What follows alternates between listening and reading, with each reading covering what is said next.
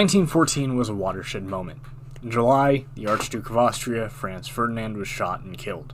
The killer, Gabriele Princip, didn't just kill one man. His actions would kill 20 million more soldiers all across the world, injuring another 20 million, not counting those who would later succumb to their wounds after the fact. And World War I? Well, the fact I called it that instead of the World War, or the Great War, or anything else should tell you what that led to. But it didn't have to be like that. World War I was the protracted, hellish experience we know it to be because of trench warfare, but it hardly opened like that. Germany made great strides early on, defeating the British and French twice and advancing swiftly until Paris was in sight. Then they stopped, and they were beaten back. When and why? The Battle of the Marne. Because one man was stupid enough to open a gap in the German front lines. General Hans von Grau was that man. This is the man that lost Germany the First World War, because his actions forced a retreat from Paris. Look at him and laugh. But let's say that the man actually gets his cup of coffee that morning and doesn't open a 50-kilometer, 30-mile gap in the front lines. Or someone actually decided to tell the guy's partner, Alexander von Kluck, what was going on. This prevents the Kaiser's armies from being flanked and forced into a retreat. Good job, Hans. You did literally the one thing you were told to do. Advance to Paris. I'd offer a bag of chips for your efforts, but I would rather give it to the guys on the ground. With the fall of Paris, their army beaten, and much of the northern country, i.e. some of the best industrial land in France, I have to imagine that the Third Republic calls for a ceasefire. Britain's likely forced out of Western Europe by both the German army and their sovereign ally not wanting to deal with that many redcoats. But they still have the Royal Navy, so Germany, they have fun starving for a while. So Germany wins the Marne and knocks France out of the war. Joy, Gott rettet den Kaiser. What now? Well, this is the part where bad things happen to Russia. I'm sorry, Russia. Now, militarily, I don't imagine there would be that much change. Germany beat Russia in real life, so they just win more here, I guess. However, politically, a whole lot has changed compared to reality. Why? Very simple. Lenin isn't sent back to Russia. However, the military and economic factors that led to the Russian Revolution still exist, but without the Red Army seizing power.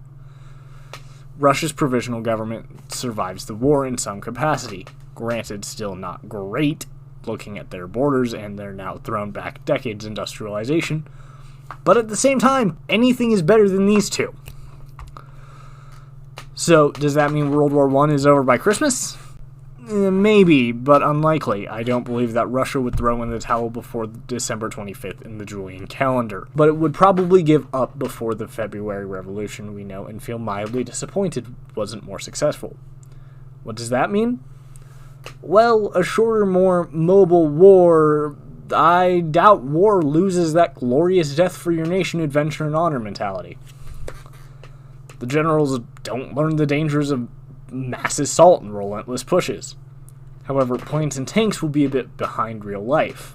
Tanks were developed in World War I, and planes were exclusively recon at first, specializing later on. When Russia is defeated, I have to imagine that Britain would come to at least a limited agreement. They would have lost their only way onto the continent after all. Especially because the Spaghetti Empire isn't joining this time. But that then begs the question, what does this peace look like? Well, first we need to establish how the Central Powers saw the war. Germany insisted that despite being the ones who issued the first declarations of war, there is debate on that due to the operative windows being so small, and who invaded Belgium to get a decisive advantage, they were acting in defense.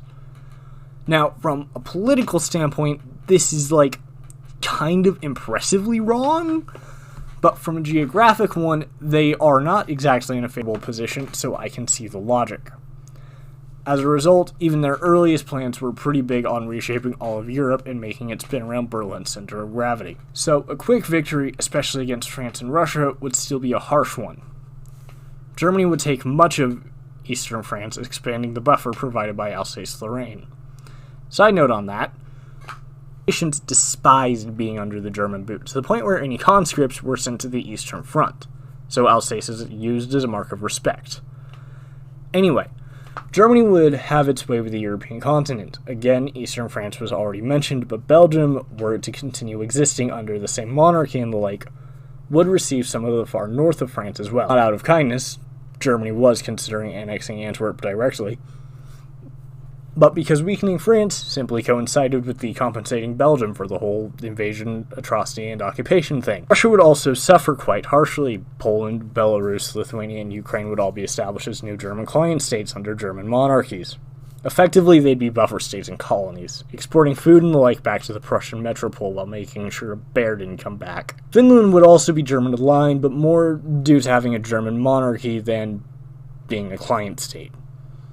In real life, they offered a crown to a German prince before the Germans lost World War I. A quick victory, that means that guy gets a crown. Good for him. Europe wouldn't be entirely German gains, though. After all, their ally in Austria-Hungary, and only them, the Ottomans hadn't had the opportunity to join the war, would be the master of the Balkans, with the collapse of the Russian Empire's ability to project power down there.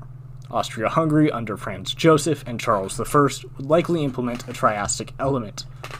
Effectively, it would stop being Austria-Hungary, but either the United States of Greater Austria, Austria-Hungary, Croatia, or something related to the Danube. I'll go with the Danubian Empire just because it gets the point across well enough and sounds better than the other alternatives. The Danubian Empire would be in an odd place, as their traditional ally, Germany, now dominates the continent, and German nationalists are demanding Austria join it on both sides of the border. While ethnic separatism would be a burden, the fact is most people are actually quite alright with the Habsburg monarchy. There's a reason Hungary tried to keep Charles around. And the people most disgruntled with the empire would be the Austrians who nominally ran it. The Hungarian elite would also get snippy, but they're also now blocked in by Austrian and Croatian powers. Britain is also in an interesting position. Its loss in the war is not great, but it's also early enough that the country and empire weren't exhausted. However, there's another matter. Germany's victory means that home rule can and must be returned to Parliament. The Unionists would be able to force a concession out of Dublin that would see them remain within the UK as was, while the South would gain its home rule without the Irish Civil War and the utter destruction of the island. Home rule pre-Civil War was more in line with what Scotland has in our world than the Irish situation in our timeline. As a result, Ireland would remain under the UK, but with two different parliaments. The South is shaded slightly differently on the map, just so the dividing line is clear. Now, let's talk about Africa. France and Belgium are the big losers here, feeding into German Middle Africa. Now, I took a conservative view of how this colony would be built. Britain wasn't really defeated. They were in the wrong coalition. Their navy remains unchallenged, and they didn't lose much of their army, like France and Russia, who lost larger troop counts and industry. All this to say Germany doesn't get Rhodesia.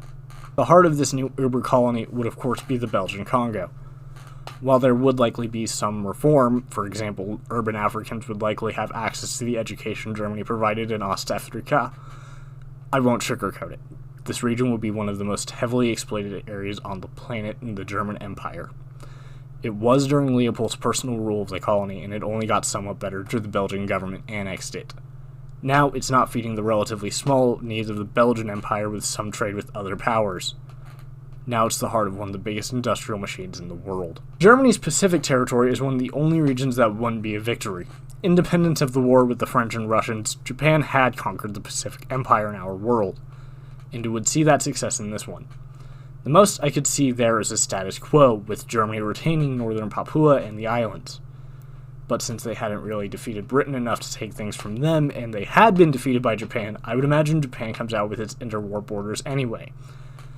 Now, with the treaty of, let's have fun and say Paris, like literally every other treaty Europe ever had.